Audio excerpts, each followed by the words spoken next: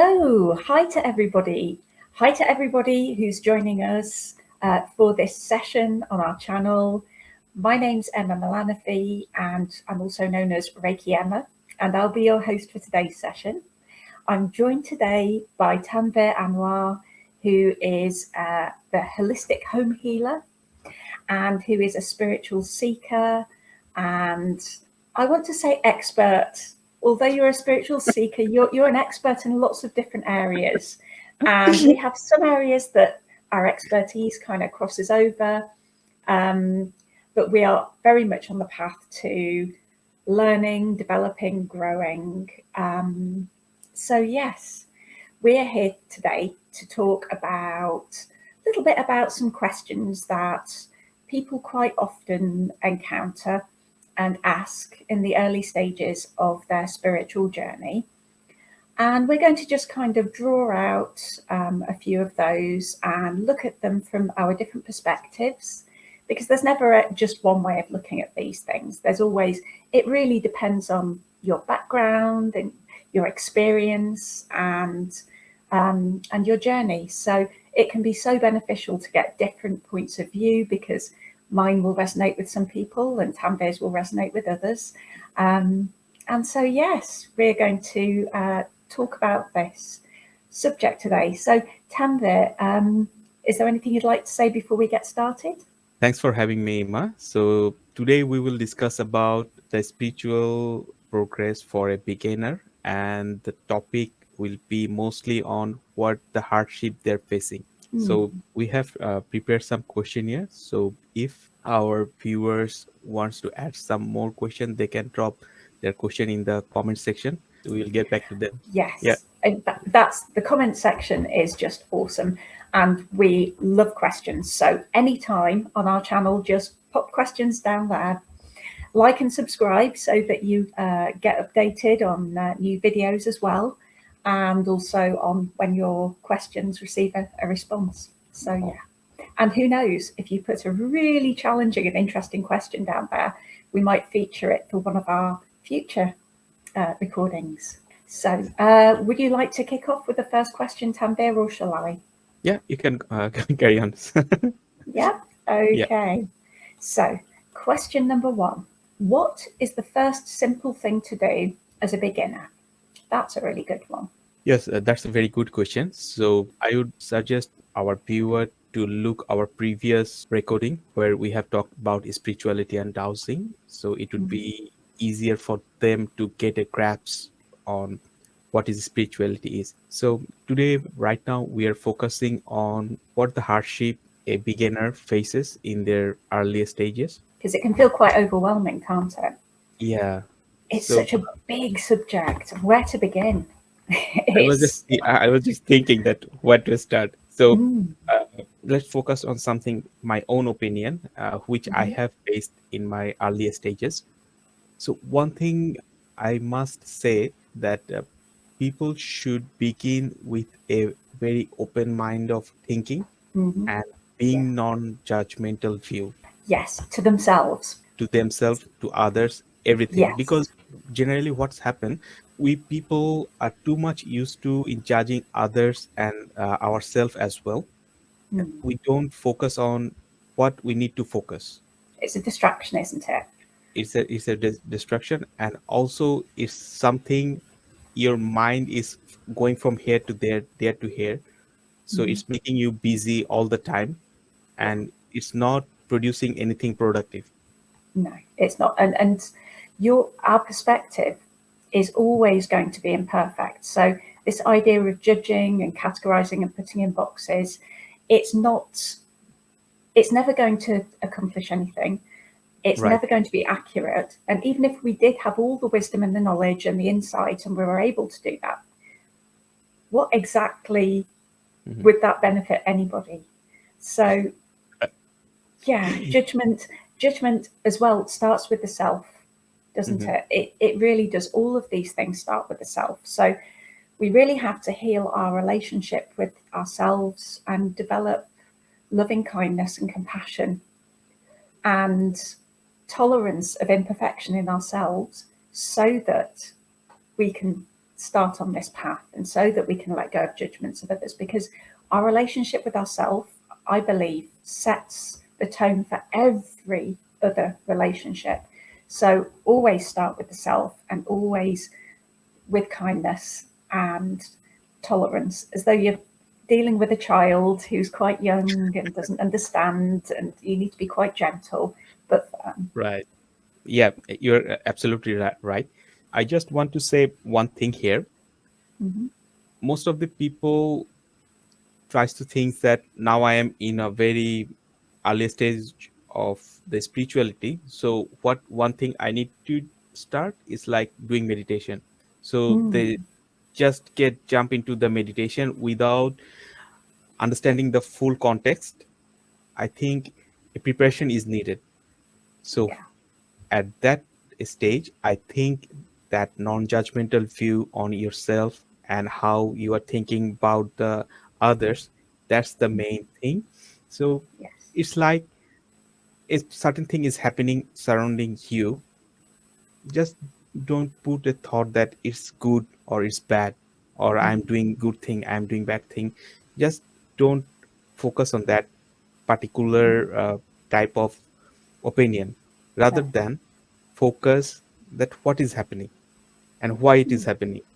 Try to understand the whole thing, because if we just put our judgment on to something, that's mean we are now decided that this thing is happening uh, on my view that it is right, or that mm, is not wrong, but we don't know mm. the what's the context behind that thing.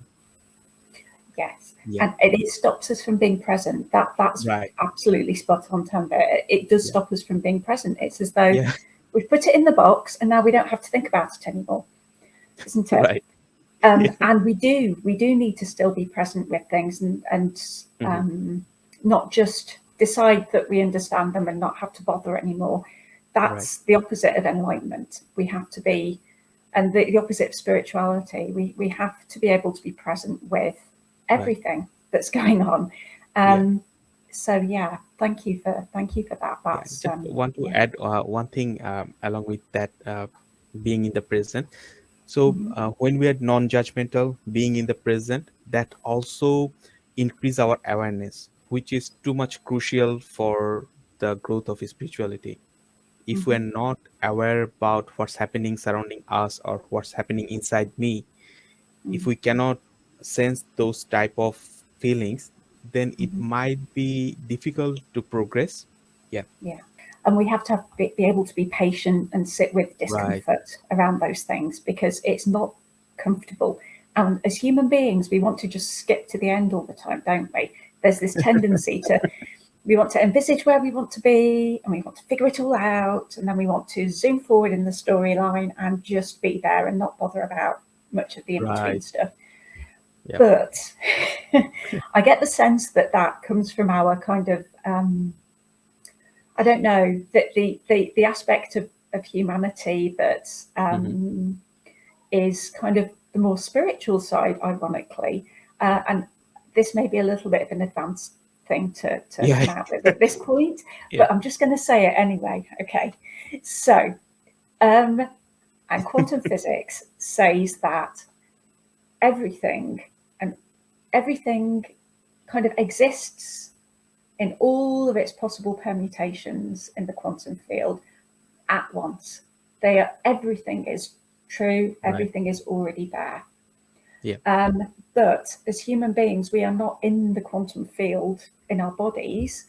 We are here. So we do have to be bound by time. We have to allow time to unfold and experiences to happen, and to not lose patience with that and not cut ourselves off from that in our little minds and little stories that we tell. We have to be able to sit with frankly, the boredom and the Hmm. discomfort, and let it all be, just as it is. And that's not easy to do, is it? No. No. The thing is, since I'm get into the quantum physics stuff, the Mm, whole thing's making more sense, because what we used to think spirituality in context of Newtonian physics, mm, But the thing is, Newtonian physics is good for worldly stuff, but when Yeah. things get into more intense in energy form, Hmm. then we need quantum physics. And Yes. the concept of quantum physics is completely aligned with the spirituality. So the Yes. thing. Have you seen, right, viewers? There's this really awesome thing that's happened recently, and it's been reported in the news. And I Mhm, will put something in the description or the comments, a link to it. So I think it's using quantum computers. Scientists have had these quantum computers generate a visualization of mhm, quantum entanglement. mhm. So it's a picture that shows it how it works, and it is the yin and yang symbol. I kid you not, Yeah. literally yin and Right. yang. And Yeah. this is not something that they programmed in to show yin and yang. This is something they programmed in to show how quantum entanglement works. Yeah. Yeah. So So flipping heck. yeah. So I completely resonate that thing what you are saying. So it's like Yeah. in the quantum entanglement. Suppose you are having two electron is moving. One is in a Hmm. positive direction and another is a negative direction. So Hmm. when those are entangled, so Hmm. suppose you are creating a situation when you are putting one uh, electron to another part of the universe and the other electron is the another part of the universe. Hmm. You can easily say by observing one electron's movement that how the movement of that electron is uh, happening over there, whether Yeah. they're in the closed circuit or not, Hmm. because it is moving in the different direction. So it's like as yin and yang, but that's a Yeah. very big topic. We can talk it about quantum physics and spirituality in some other session. Yeah. Definitely, definitely. I just did want to chuck that in there though, because it just the whole quantum nature that Mhm, we have within us kind of makes, I feel like that makes us want to jump ahead to the end sometimes. And mhm. really that's kind of missing the point of life. If we jump ahead to the end, then we don't have much of life left, do we? We have to Yeah. let ourselves just be sometimes. And I Right. think that kind of brings us rather nicely to the second question in Mhm, a way, which is mhm. about how does a person control their thoughts and their chatty mind? And this is something so many people struggle with. Um, would you like to go first? Yeah. I mean, to me, the thing is, I was reading a book, The Chimp, in my head or in my mind. I Okay. cannot quote the exact name, but it is saying that how our mind works, and the more we are trying to control the chimp, it's Hmm. getting more aggressive and doing Yes. something wrong. So, Yes. so the best thing is don't try to control your thought, but rather No. than focus on those thoughts that what your thought is doing now.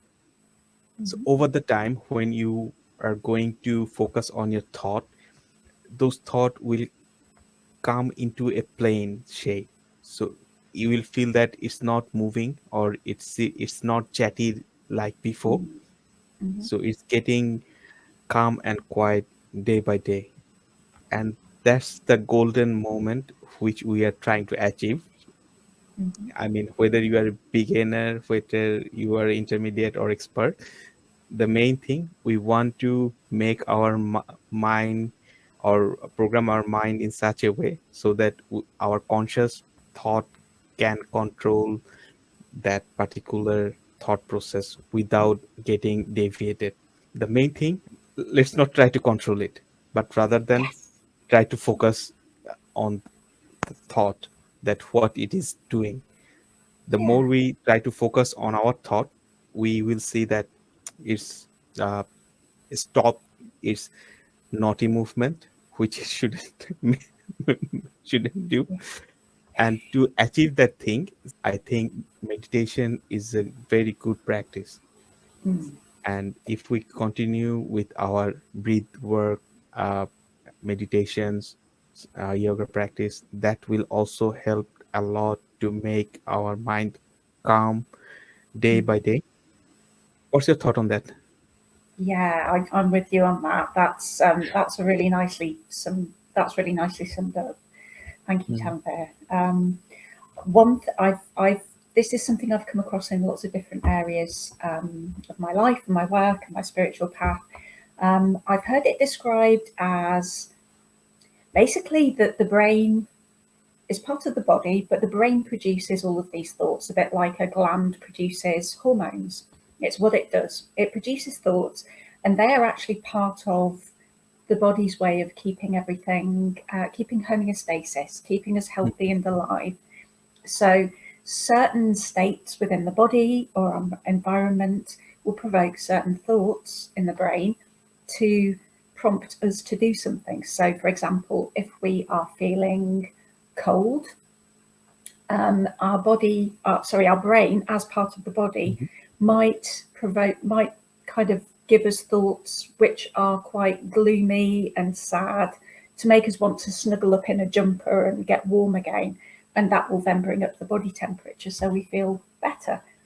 Um, so that said, we have consciousness, and consciousness is not the same thing as the brain. The Mhm. conscious mind is quiet, it's awareness, and it's possible to bring our attention and our focus and our focus really to that Buddha mind or that consciousness, which is still and peaceful and expansive, and the observer, it's sometimes called. And it doesn't matter what your brain's doing. If you bring your focus to that quiet and just Right. watch and allow the brain without judgment, Mhm. uh, and don't it's a bit like a naughty child. You don't give them too much attention and get too involved, or that they'll keep doing what they're doing. If they get that positive reinforcement, the brain will Mhm. keep doing what it's doing as long as you get carried away by it and involved and feel like you're, you know, the more your consciousness gets involved and starts to associate itself with the thoughts, the more the brain will do that because it's getting affirmation, it's getting attention, isn't it? Right. So the more you can just, yeah, the more you can just allow it, just ignore it, but just notice. I mean, one thing you can do is just say, thinking. These are just thoughts. These are happy thoughts, or these are sad thoughts, or busy thoughts, and just label it as what it is, Mhm. and just allow them to come and go, and try not to focus and grab onto them or push them away because that will just encourage the brain to keep doing it. That can be helpful. And I have to say, years before I started my spiritual path, I Mhm. discovered that I was able to let my thoughts be busy and not engage with them. And I learned how to do that when I was suffering from insomnia, and I was really, really tired, and I Mhm. was not able to get to sleep. And I was so desperate for sleep. In the end, I just I just received this prompting. Somehow the idea just occurred to me to Mhm. let the mind do what it's doing, just like background noise, like a TV. Right. Just let the brain keep doing what it's doing, and realize that that's okay. The brain's taking care of the thinking. I'm just going to go to sleep and have that background noise there in the background, and it worked.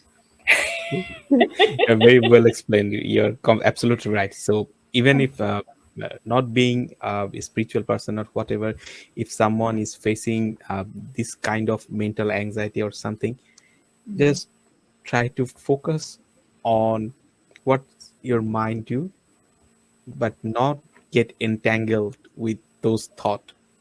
Just Yeah. label it what you have just told. Let it be, let it play like a small child. When it just get tired, it will I mean, like my own son, I can resonate whenever whenever I try to say him don't do that or do this, he's getting more hyper. But once he's doing whatever he has to do, after some mm, time he get tired, and then he goes to sleep or calm down. So mm. same things with the mind. Yeah, Thanks for definitely. explaining it. You're welcome. What's your thought on going to a particular person which we label as guru for Hmm. uh, you know f- for seeking more higher order of spiritual development? What's your thought on that?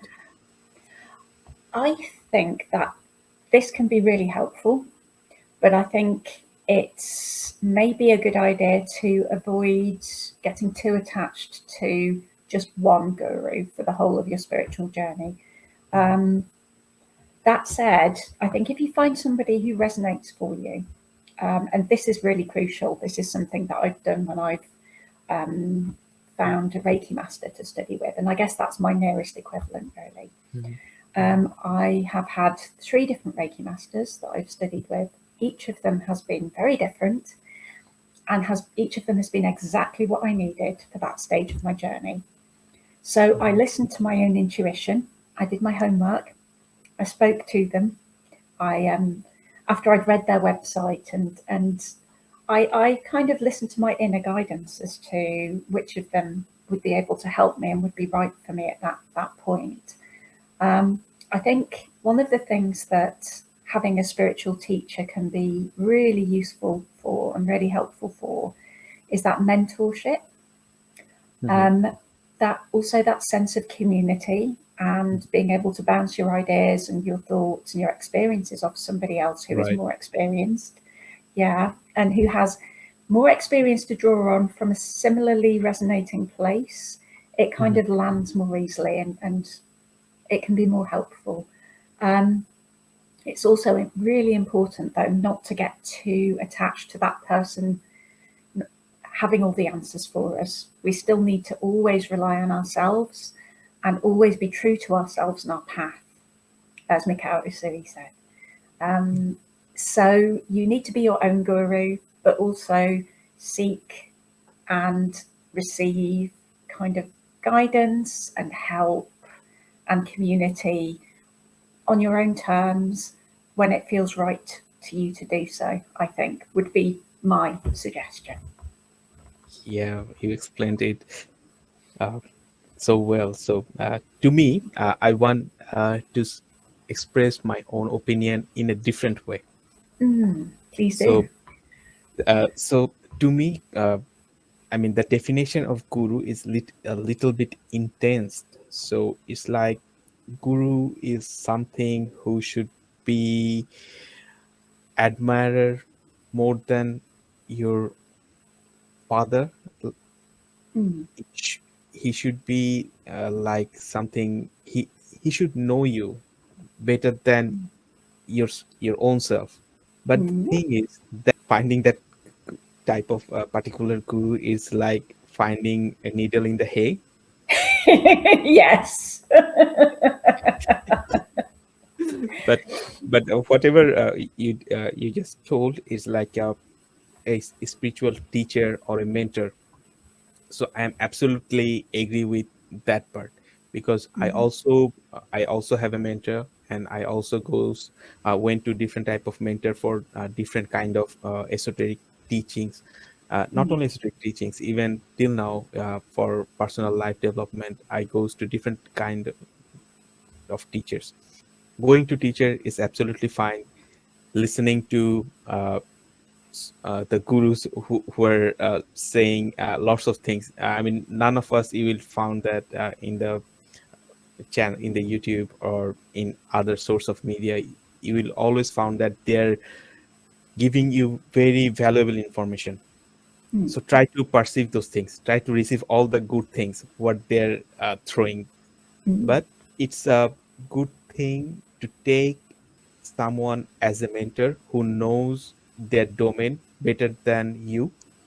mhm, For myself, when I goes to a teacher, so I definitely try to research about that particular person, that what he knows, should I go to that particular person and am I going to know something new which I need to know?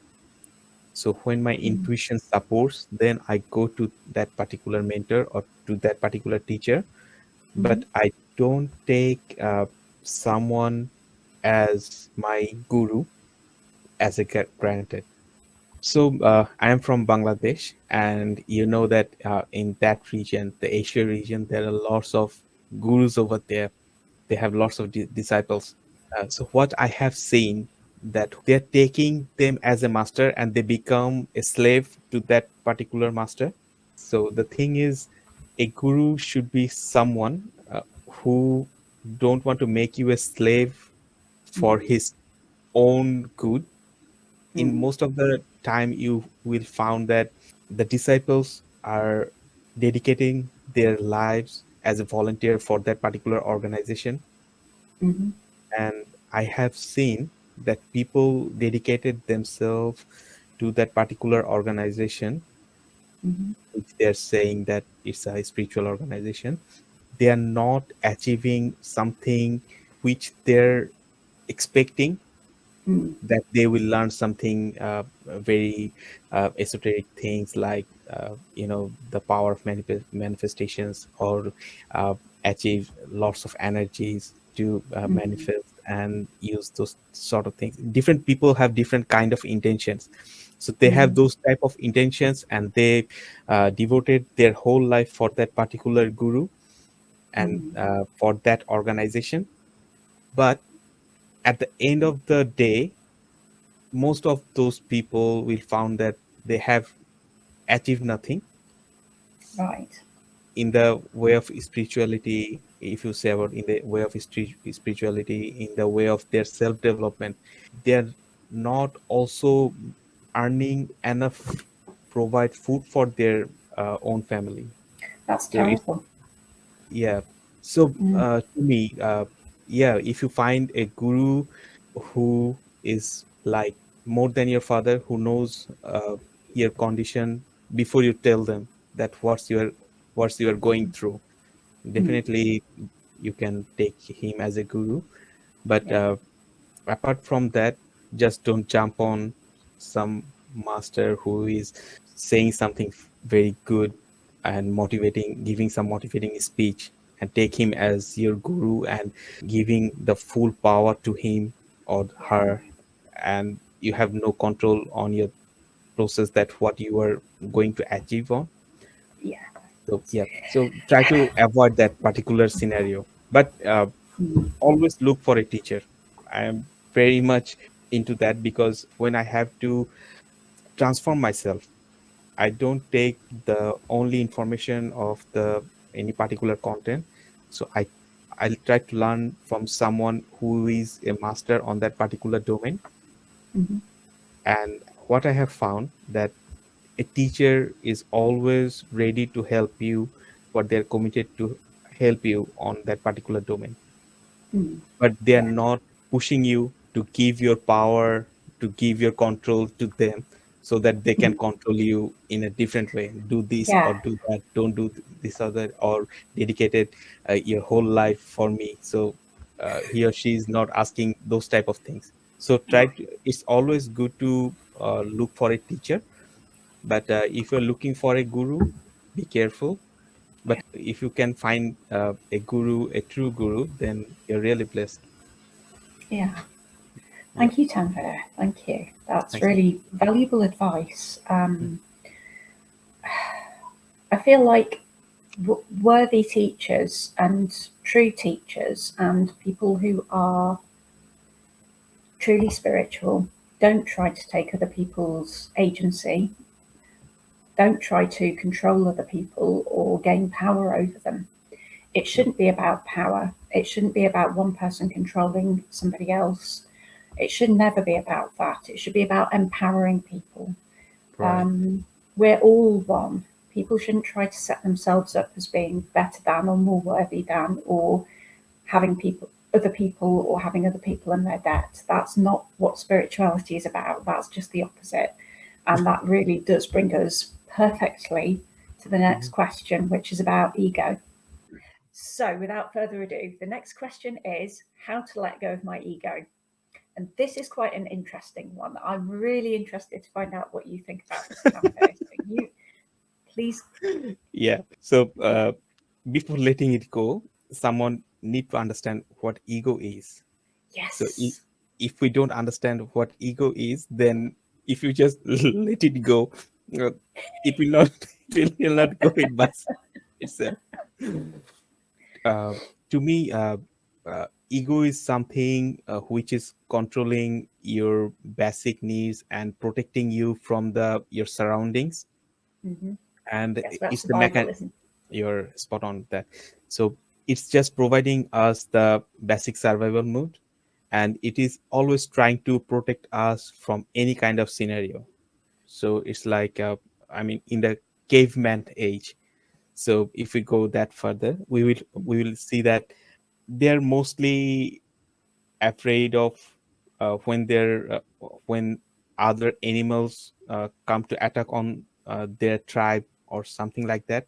They get fearful, Mm-hmm. and when that particular animal goes away or hunted by their tribal people, and they enjoyed it as their food, at that very moment, if you just focus that what how ego is going to interact at that particular scenario. So what's happened when an animal is trying to come into your tribe, try to uh, harm your people, then it's your ego is trying to protect yourself. It's building their own mechanism. It's throwing the adrenaline stuff to your from your kidney to your brain, that something is not happening right, you need to Mm-hmm. act right on. So Yeah. that that thing is like ego is trying to protect ourselves in a way from the environmental hazard. But right Mm-hmm. now our ego is trying to think about, okay, you are sitting on your couch, you're enjoying your coffee, and then suddenly you're thinking that if a snake comes from the garden, then what will happen?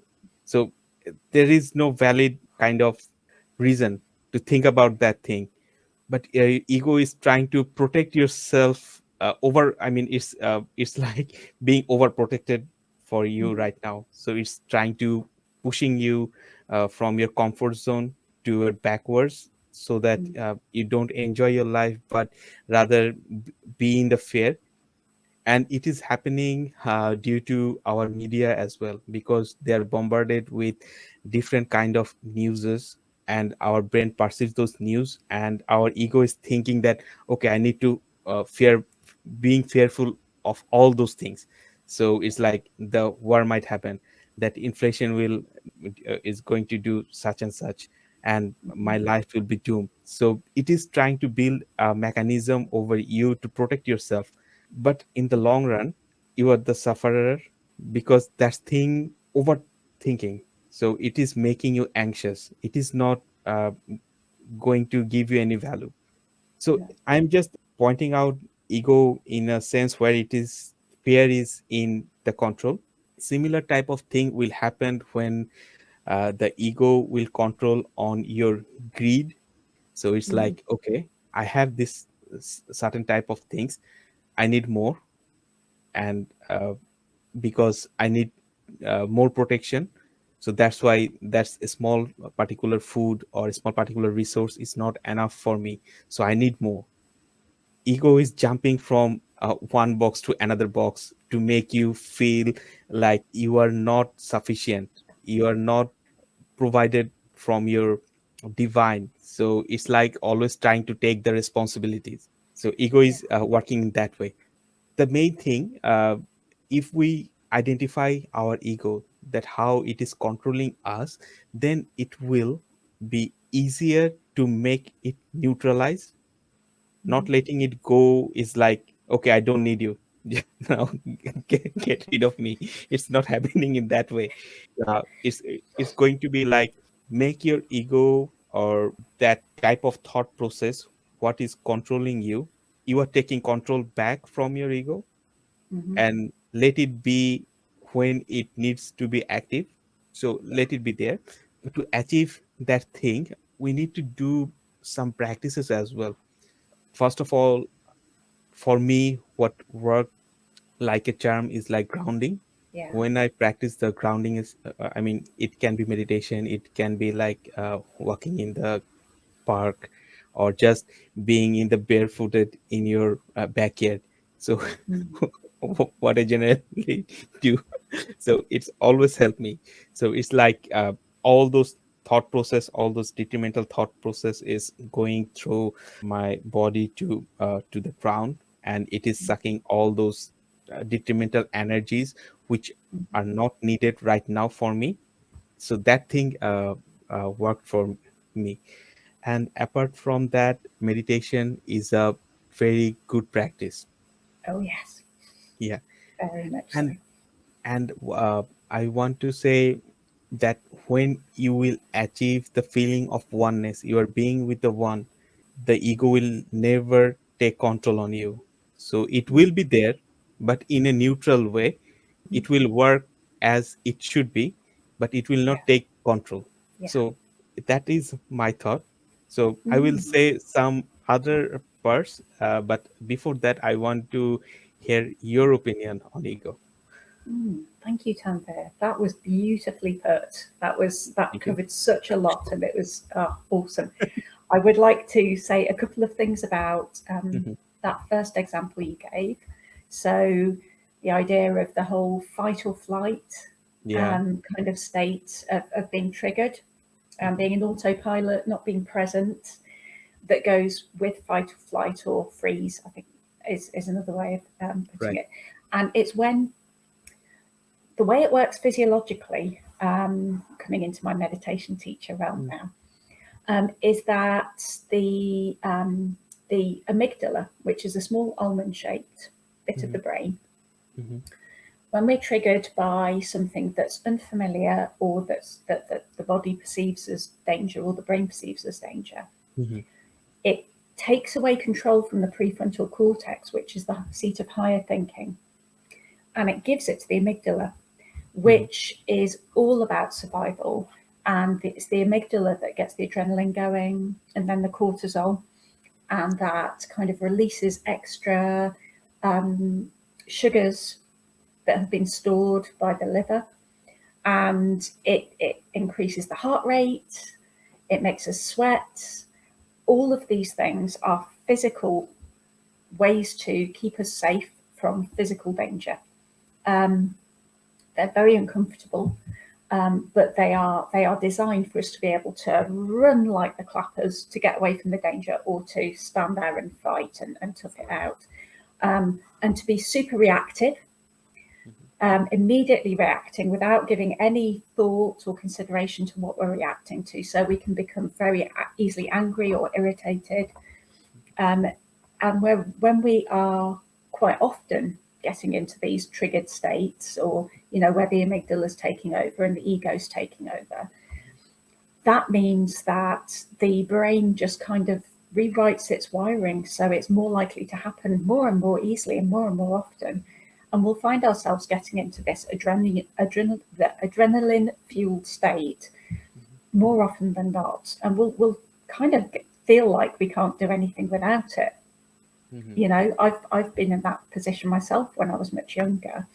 Um, but the thing is, it stops us from being able to use our higher reasoning and judge what and to take decisions that are beneficial for us and other people. It stops us from using our wisdom and from gaining from our experiences. It can be detrimental to our relationships with other people, and it very much makes us feel isolated. Right. And as you mentioned, Tanvir, it's also about stopping us from feeling like we're okay. It stops us from trusting ourselves.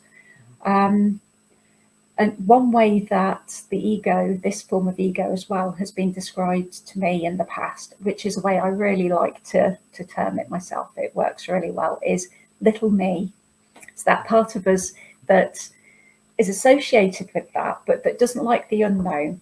It doesn't like veering outside the comfort zone, because it would have to figure out what to do, and it couldn't go on autopilot. If we're out of our comfort zone, then the amygdala knows we are at greater risk, because there's not that pre-learning it can just draw on. And do you see what I mean?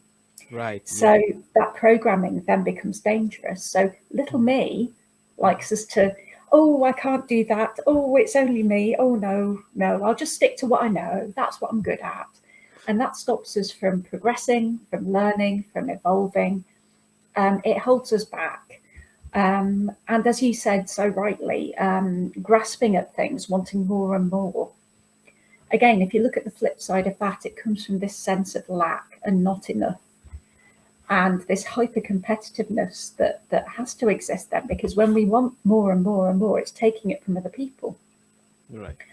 And again, that's ego, and so is pushing things away, grasping, pushing things away.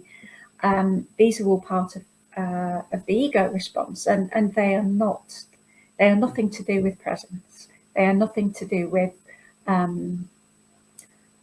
consciousness or evolution. And yeah, and the more that we meditate, and this has been proven scientifically a few years ago, the more we meditate, the more our brain's wiring changes to allow us to stay present throughout triggered and not go into triggered states, so that the brain's wiring can rewrite itself. So the more we practice meditation, and I won't lie to you, it's really uncomfortable, because you do have to sit with some really uncomfortable thoughts and feelings and sensations.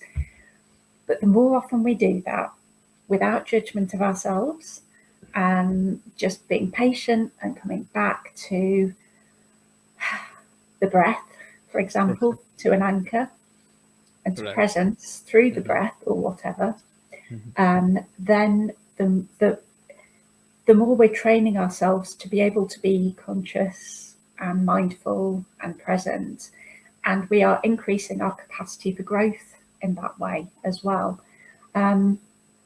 So yeah, that's and as you mentioned as well, ego will never go away. It's part of our kind of toolkit, really. Yeah, and it's attached to the body, and it's attached to ideas of control. And one thing I will mention is going back to that subject of gurus and kind of spiritual ego.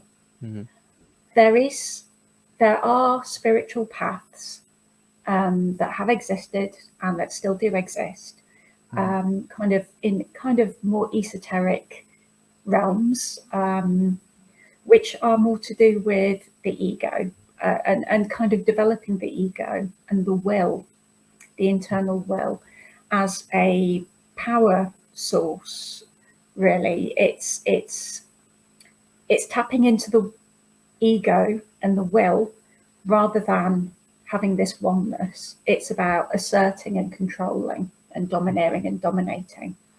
And there are some paths that are about that, and that's how they work. So there's kind of both ways you can go with this. I personally am along the lines of no ego.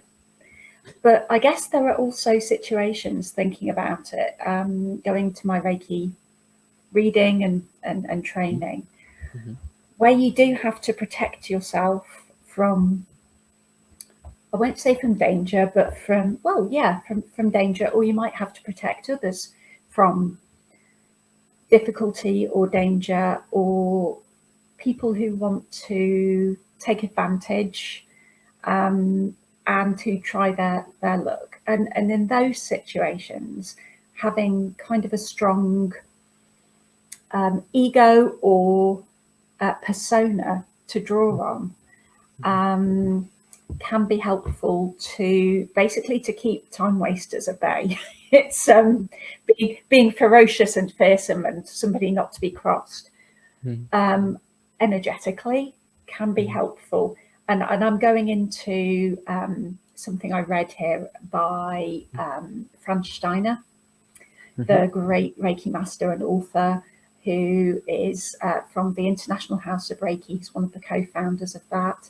And he's written an article that I read a while back about the master symbol and about the Buddhist deity that it draws on, and that sort of role of protector and guardian of those who maybe can't protect and guard themselves. And that idea of that sort of aspect of ego, I can see that's quite helpful in certain circumstances, but we do need to keep it under control, as you mentioned very rightly. And yeah, but recognizing it is really the first step, and then we can start on that path. What I was talking about just then is quite far down the line. It's more kind of chucking in a few bits of extra I just knowledge and want insight. So I just want to add one thing here. For general people, to me, how ego is observed, that type of feeling is also needed to be addressed. So it is like, I am better, and I mean, it's not confident. So sometimes it's act as overconfident type of things. So which is also act as detrimental energies. So universe wants that you become confident, but once you become overconfident, then it's tries to pull the plug out from you, Yeah, because it is not letting you go through, because you are no, taking something by your own, you're making your own decision rather than relying on the divine. yeah, yeah. So, so Absolutely. And the more we get into that kind of ego thing of I you- am right, I am Mhm. confident, I'm going Yeah, to do this and I'm going to have all of these things because my will, yeah. I've set my will and I've set my energy and I've done all these things to raise my vibrations. So of course I'm going to get this. That's not what it's about at all. That's not about oneness or evolution. That's about trying to force things. And Yeah. that is very much that other spiritual path that I was talking about that people have Mhm. developed over years, and it uses Mhm. it's about force really, Right. that sort of thing, and it's not, I don't think it's helpful. It does attract some people, you know, the idea of asserting power and being the same as the gods kind of attracts some people. Mhm. But I think for spiritual seekers, it's a bit of a rabbit hole that you probably don't want to go down because it leads to some consequences. Yeah. And if you do want to achieve enlightenment, that's not really the way to do it. Yeah. If you want to progress and to develop spiritually, humility and being willing to be wrong, because we all have to be willing to be wrong. We'll Mhm. never be able to learn if we don't let Right. go of old ways of thinking that were helpful before but aren't anymore. Then we Mhm. will never be able to learn. We'll be just rigidly, this is what I think and this is right and this is right, and we'll just get left behind. As you Yeah. say, the universe will pull the plug on you.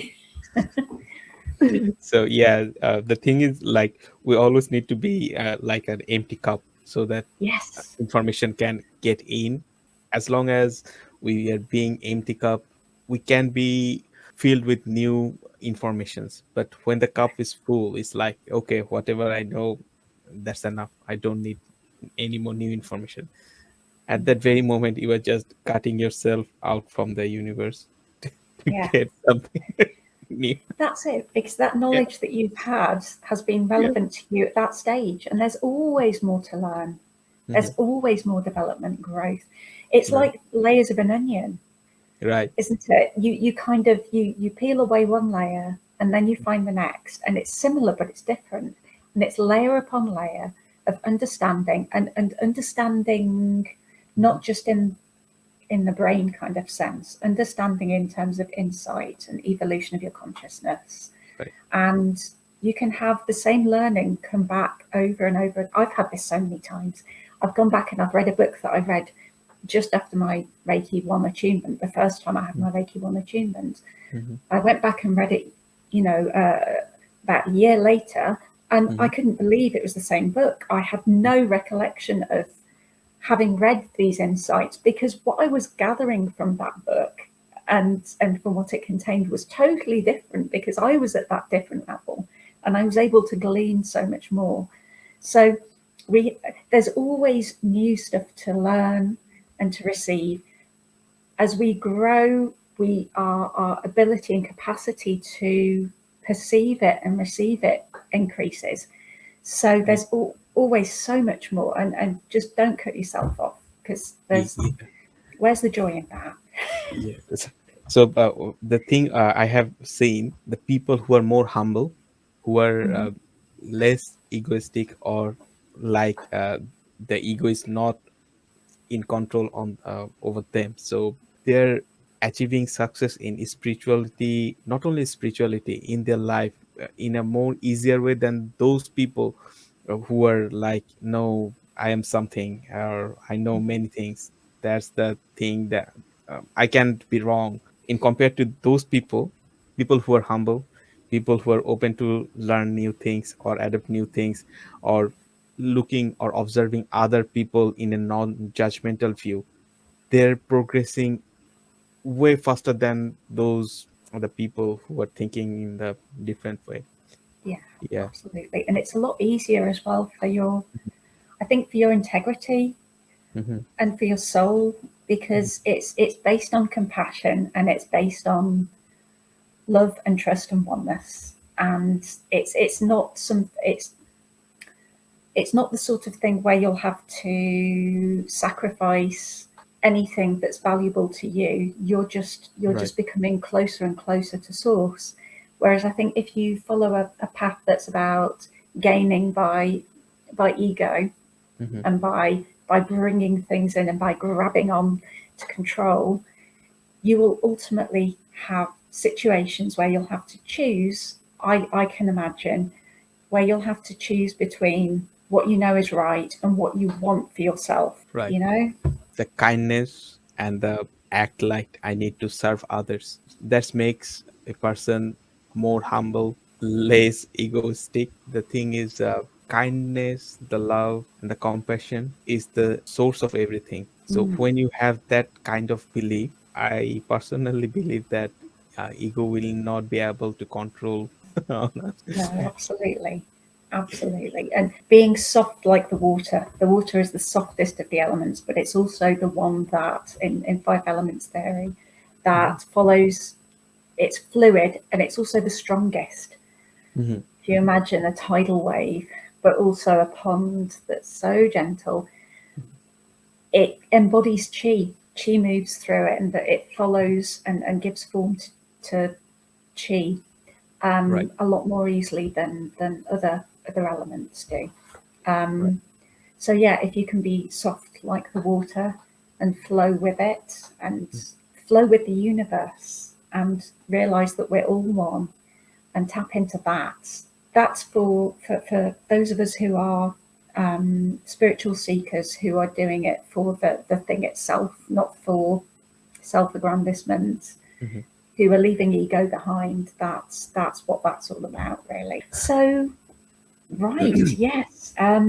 Next question. Shall Yeah. I lead on with that? Yeah, please go on. Yeah. Yeah. Okay. So the next question is how can a person get instant enlightenment? And I would just say you can't. It doesn't happen. It may Yeah. seem as though it happens, but you have to be ready for it to happen, for it to happen. Yeah. Um, yeah. I mean, so Mikao Usui, who achieved enlightenment on Mount Karama in 1922, he tried for years to become enlightened. He tried and failed. He tried and failed and tried and failed. And eventually, when his master, the head monk at the monastery he was working at and studying at, told him, suggested to him that he should try to die, because that is the key to achieving enlightenment. When you go up a holy mountain within Shinto and Buddhism, you have to see life and death with equanimity, not clinging to one or pushing it away. So again, there's the ego going, isn't it? You have to be willing to die, but not wanting to die. You have to see life and death as both parts of the same thing.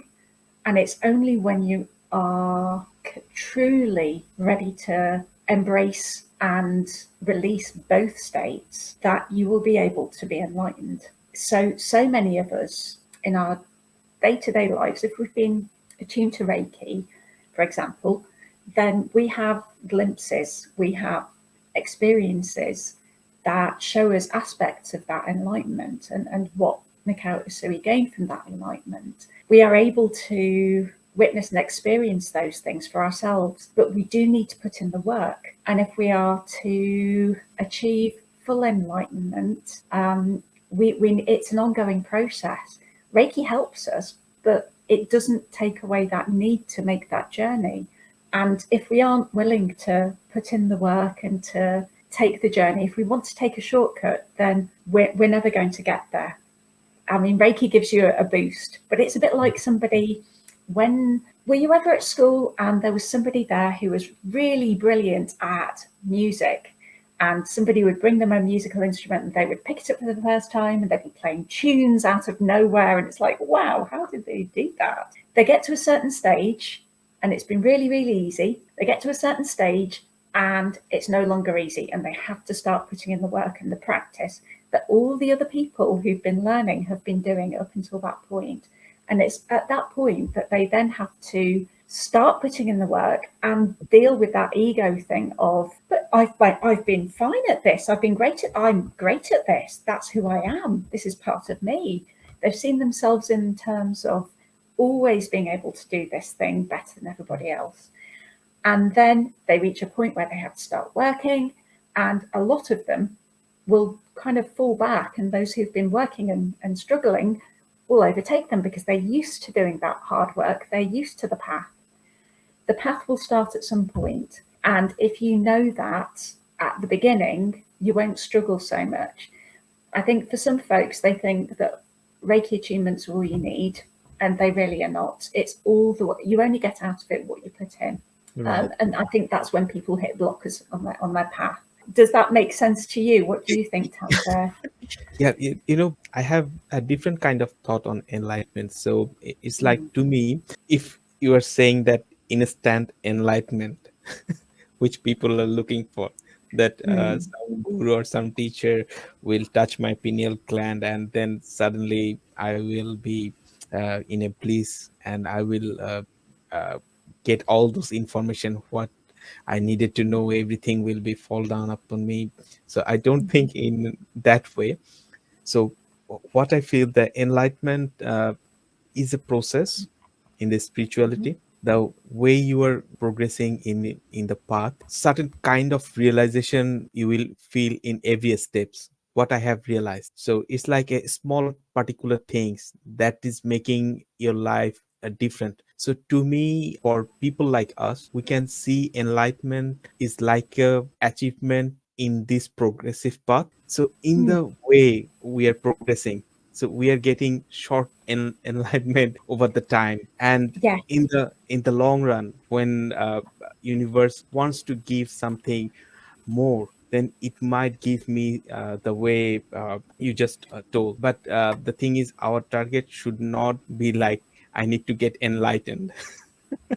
no, definitely not. Kind of that shows you, if you do have that mindset, don't beat yourself up, because it's perfectly normal. It's kind of how we're programmed to think these days, isn't it? I need to achieve this, I want to do that, and enlightenment's what I'm going for. That kind of goal-centered thing, it shows you how much of a journey you've already got to make. You're definitely not ready. No. You have to be all right with not being enlightened to be able to be enlightened, I think. Right. It's making the process more harder for you. I mean, if you just take the example of Buddha, he did lots of things to achieve the enlightenment. But at the very last stage, before getting enlightened, he was kind of let go everything. Okay, I'm leaving all those things that doesn't make any sense anymore to me now. At that particular point, he get enlightened. The thing is, to me, everyone also need to focus on that type of things. Okay, I'm progressing in that particular order. If someone is more into healing, then go in that particular healing order, and definitely you will achieve a small stuff over the time, which is also a small enlightenment, and it will make you feel that, okay, my thought is not like that before. The information which I am perceiving now, it's making a lot more sense. The information is always there, but the way how we need to perceive those information and how it making more sense, that's the main thing. So to Yes. me, enlightenment is kind of that particular type of feelings which makes you feel that okay, the information what you get, it's making more sense. Now use this information for the betterment of you and others. Yeah. Beautifully put. Thank you, Tanvir. Yes. That's And it. yeah, I love what you were saying about kind of Mm. smaller, mini kind of enlightenment, because Mhm. that sort of thing is very much there within the Japanese esoteric Buddhism, isn't it? Have Okay. you read about this as well? It's kind of, there are No, different that is stages. completely my thoughts. So Right. Well, you're spot on. You're very aligned with it I then. mean, the thing is, universe try to. I mean, whatever I am saying now is Mm, it's not. I don't feel like it's my own thought, but yeah. divine is trying to pushing the information, and the information Yeah. is always. Most of the time, you will feel that the information remains same, whether it's your thought or someone told it or it is written somewhere else, but Mm. those will align together. Yeah. I know exactly what you're talking about. Yeah, that's Yeah. generally the way for me as well. Yeah. And then your own stuff kind of interacts with it, and then got stuff coming in, and your own stuff, and that stuff comes forward, and it's. And people wonder why I can't remember what I had for breakfast this morning. It's because there's all this stuff going on in my. Yeah. I call it Reiki brain sometimes. It's like baby brain, but it's for those of us when we've been using Reiki a bit and meditating with Reiki, it's like that period of adjustment. It's like coming up from the under the ocean. You've got to Mhm. do it slowly, or you'll get the bends. It's Mhm. coming back from that other place. Anyway, I'm digressing. But yes, many kind of enlightenment, kind of temporary ones, enlightenment experiences are called satori, Satori, and that's obviously that's in pinyin, the Mhm. anglicization of Japanese. But yeah, that's a thing. And there are other forms of enlightenment which are, to different degrees that you Mhm. get over you. And some people go straight in, or have historically been said to have gone straight in Yeah, at yeah. the top. And that can be down to all kinds of different things, because Mhm. we're all different. We all have different kind of gifts and experiences and choices that we make, and what to Mhm. take from those experiences, and how to be. So, yeah, everybody's different. The most important thing is to, I think, set your sights on living a spiritual life and living in tune with yourself and the universe. And if you do that, then whatever happens, happens. And Right. I think that's really the ultimate goal, certainly for me. Yeah, to wrap up this section, I just want to say it is possible to get enlightened suddenly, but Mm, that's very rare. yeah. And people who get that type of enlightenment, I think they're the chosen one. But for general people who are into spirituality, if they generally goes with the flows and do the right thing over the time, definitely they will get enlightened. But it might be not like instantly, Mm, might be a process, a slow process, but over the time, at the end of the time, people might realize that okay, so universe wanted me to do that type of thing, which I did. yeah. And so I really think as well, there are so often things that, Mhm. well, there is such a lot that we just don't and can't perceive. Mhm. We're in body. We've got consciousness, which is other, but it's in the body as well, as kind of, yeah, I'm getting into kind of quite advanced bits and pieces here. There are lots of different Yeah, theories yeah. about it, but anyway, we are spirit having a physical experience in this life. There is something in us that is other than the physical. We are more than just the body and this world around us that we see. There is more to it than that. Mhm. And I think, because whenever we try to understand things using our brain, we do need to give it something to think about. But again, this is back to the thing of ego. We need to be aware that it's only ever an approximation of what's actually happening, because we Right. can't know that. We're not capable. It's like cells in the body know that they're part of something bigger, but they probably don't realize what it is that they're part of. That's us. We get little glimpses and flashes here and there, and that's great. Yeah. But we do need to realize what we don't know, and be all right with not knowing as well, I think. So yeah, As long as, sorry, so as long as we are open to learn new things, to accept yeah, the true, rather than being egoistic, which we have yeah, explained earlier. So yeah. definitely, it will make more sense then. Yeah, and I think if you are a really advanced person, I don't think it's necessarily formulaic. So if somebody is going to get enlightened, it's not a case of following step one, step two, step three. There might be things that they are meant to accomplish in their lives before then, to help other people or to help move things forward. It might be that they never ever learn what it was, what their purpose in relation to that was. And that's fine. It doesn't mean that they're lesser. They could be achieving even more important to, Right. to everybody, kind of important things for everybody, by not becoming enlightened straight away.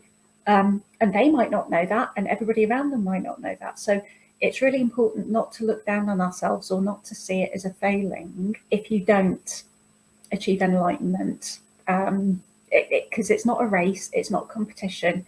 We are part of something so much bigger than we could possibly ever comprehend. And we just need to let it be as it is and trust, I think. Well, I feel like this is probably a good time to draw today's session to a close. How about you? Yeah, I mean, we Yeah. can go through our other question in the next session. I think it will Yeah. make more sense. And in the meantime, if our viewers has any questions, we can also get back to them as well. That would be great. Yeah. So don't Right. forget to like, subscribe, and pop your comments down below in Yeah. the comments section, and we'll get back to you as quickly as possible, and as thoughtfully as possible. And if we don't have the answers ourselves, we will do our best to point you in a helpful direction to get you started. Right. Okay, so thank you so much for joining us today. It's been wonderful to have you here. I hope you've enjoyed today's session, and that some of what we've said's been resonating with you or has been of interest. And big thanks to my wonderful guest, Tanvir Anwar.